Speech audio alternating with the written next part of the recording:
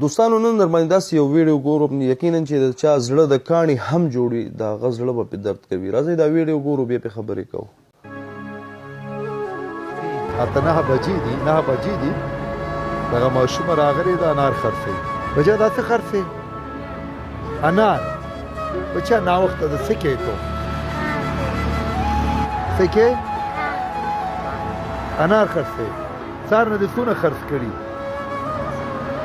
100 روپۍ ایسته که 10 روپۍ. کورم چیرته دی؟ کوم غونډۍ کې؟ بچا اوس څنګه ځي دا کور ته؟ څو بجې ځي؟ 10 بجې ځان ته.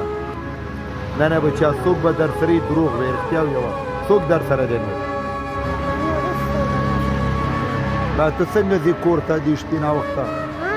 څنګه ځې؟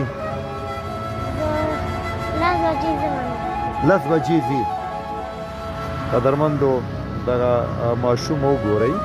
دوستانو تاسو چې کومه دا ویډیو دغه سایټ ته وکتله دا یوه ماشومه د شپې په 10 بجې باندې د کابل ښار په سړکونو باندې ګرځي.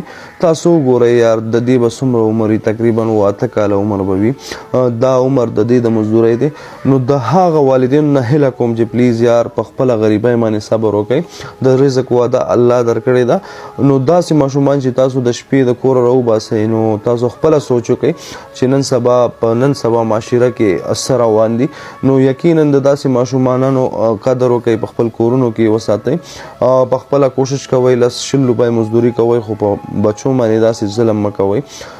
نو سبا چې بیا د کمې فیخې سره مخ شئ نو تاسو بیا دا خبره کوئ چې دا معاشره داسې ده دا داسې ده.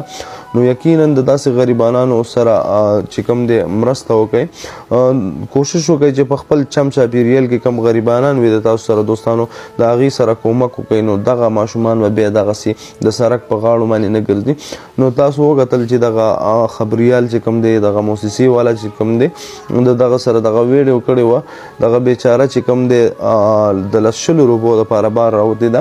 په لاس کې چې کوم دی انار نیولي دي او لکه چاته سوال نه کوي. دا د یو غیرتي پښتون لور ده، دا د یو مسلمان لور ده. په سوال باندې ورته ځان بد ښکاري. نو د رزق ګټلو لپاره ځان له یو ذریعه پیدا کړې ده.